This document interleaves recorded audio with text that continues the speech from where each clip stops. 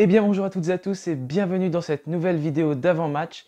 Les Verts reçoivent le Stade Brestois demain pour le compte de la 34e journée de Ligue 1 Uber Eats. Donc ce sera un match au stade Geoffroy Guichard. Pour ce match, les Verts sont actuellement 13e du classement alors que le Stade Brestois est 15e avec 37 points. Saint-Étienne compte 39 points. Donc c'est forcément un match qui va être très important pour les Verts s'ils veulent être sûrs d'être maintenus, parce que normalement, avec 42 points, mathématiquement, on ne peut pas descendre, et je pense que cette année, de toute façon, ça ne sera pas le cas. Donc si les Verts venaient à s'imposer, ils pourraient prendre une sérieuse option pour le maintien et éloigner définitivement Brest. Définitivement Brest, avoir au moins 5 points d'avance sur eux. Donc voilà, c'est vraiment un match très important pour les Verts. Au contraire, s'ils perdent, ça va relancer beaucoup de choses puisque Brest dépassera Saint-Étienne et sera presque assuré de maintien. Et Saint-Étienne replongera au niveau des plus près de la zone rouge, même s'il y aura certainement encore pas mal d'avance.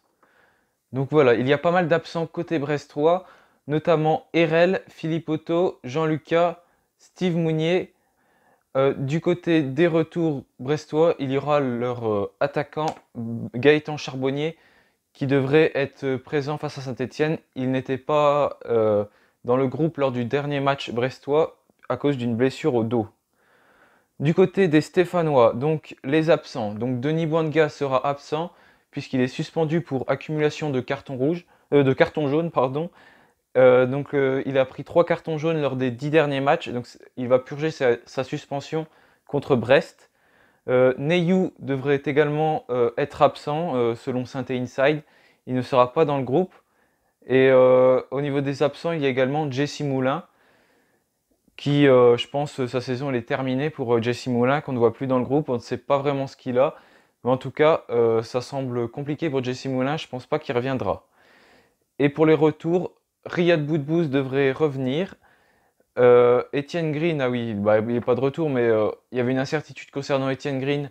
Il devrait bien être là pour le match. Donc, est-ce qu'il sera titulaire ou est-ce qu'il y aura Stéphane Bajic? Parce que Stéphane Bajic devrait être de retour. Donc, dites-moi, est-ce que vous préférez voir Etienne Green au goal ou alors Stéphane Bajic, qui normalement dans la hiérarchie est le gardien numéro 2. Donc, au niveau des points forts et des points faibles de Brest. Donc Brest est une équipe qui a beaucoup de qualité dans les duels aériens. Ils aiment bien également attaquer sur les ailes. En revanche, au niveau des points faibles principaux, ils sont souvent hors jeu. Euh, Au niveau de la défense sur les ailes, ils peinent énormément. Et pour protéger leur avance au tableau d'affichage, c'est pareil, ils sont en grande difficulté. Il y a des joueurs à suivre dans cette équipe brestoise, dont un qu'on connaît forcément très bien du côté de Saint-Étienne, puisqu'il est parti l'année dernière du côté de Brest pour 5 millions d'euros. Il s'agit de Franck Honora, qui fait une très très belle saison avec son club, malgré que ce club soit en difficulté cette année, mais ce n'est pas son cas à lui, puisqu'il a inscrit 8 buts et 5 passes décisives. Donc voilà, très très bonne saison pour Franck Honora du côté de Brest. C'est un coup dur, j'ai peur qu'il nous fasse du mal demain, sachant que sa pointe de vitesse est quand même très très bonne. Donc vraiment, il va falloir faire attention avec Franck Honora.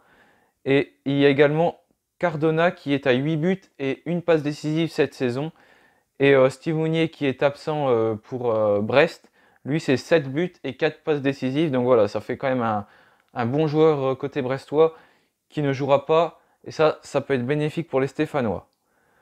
Donc au niveau des derniers matchs pour Saint-Étienne, on reste sur des bonnes séries avec notamment la victoire face à Nîmes, très importante pour le maintien, également celle face à Bordeaux.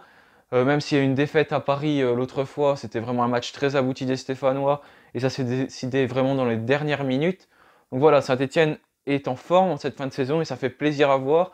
On attendait ça depuis le début de la saison et là ça arrive au meilleur moment pour s'assurer le maintien. Donc c'est vraiment de bon augure. J'espère que ça va continuer jusqu'à la fin de la saison. Du côté de Brest, c'est totalement différent puisqu'ils n'arrivent plus à gagner. Là, il reste sur 2 nuls d'affilée, 1-1 contre Lens et le même score contre Nîmes. Donc voilà, les Brestois n'arrivent plus à gagner, n'arrivent même plus à marquer, puisqu'ils ont marqué un but Sur les 6 derniers matchs, ils n'arrivent pas à marquer plus d'un but par match. Donc voilà, ça montre quand même que l'attaque n'est pas forcément en forme. Leur dernière victoire remonte au 3 mars dernier face à Dijon sur le score de 3 buts à 1. Donc voilà, les Verts vont affronter une équipe brestoise vraiment en difficulté. C'est un match très abordable.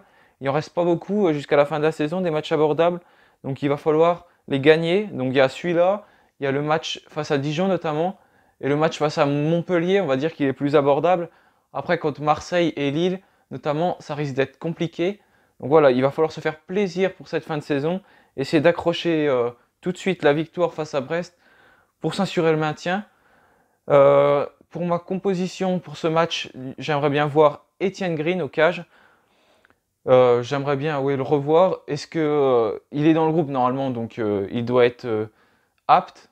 Donc s'il est vraiment apte, je veux le revoir au cage pour qu'il confirme. Stéphane Bailly, je sais pas. Peut-être lui laisser sa chance aussi. Je sais pas. En fait, c'est compliqué à faire le choix, mais j'aimerais bien revoir Étienne Green pour qu'il enchaîne un 4e match, parce que je pense que ça peut être lui notre futur gardien.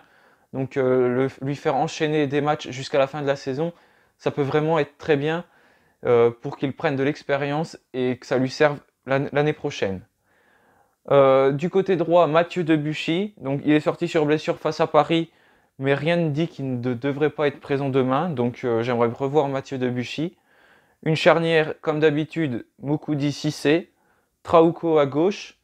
Au milieu de terrain, avec l'absence de Neyou, j'aimerais bien voir Camara et Lucas Gourna. Ensuite, en attaque, pour remplacer Bouanga, j'aimerais bien voir Arnaud Nordin, Adil Aouchiche, Romain Mouma et en pointe Wabi Kazri. Donc voilà ma composition pour demain. N'hésitez pas à me dire la vôtre et puis votre score pour ce match. Donc moi je pronostique une victoire 3-1 des Verts. Je pense qu'ils vont confirmer leur bonne prestation lors des derniers matchs et battre l'équipe brestoise. Donc voilà, dites-moi pour vous quel sera le score à l'issue de ce match. Mais en tout cas, je suis très optimiste. Donc voilà, la vidéo d'avant-match face à Brest est terminée. Merci à tous de l'avoir suivi. N'hésitez pas à la liker et à vous abonner si ce n'est pas encore fait. Donc on se retrouvera pour le débrief de ce match. En attendant, portez-vous bien et puis allez les Verts!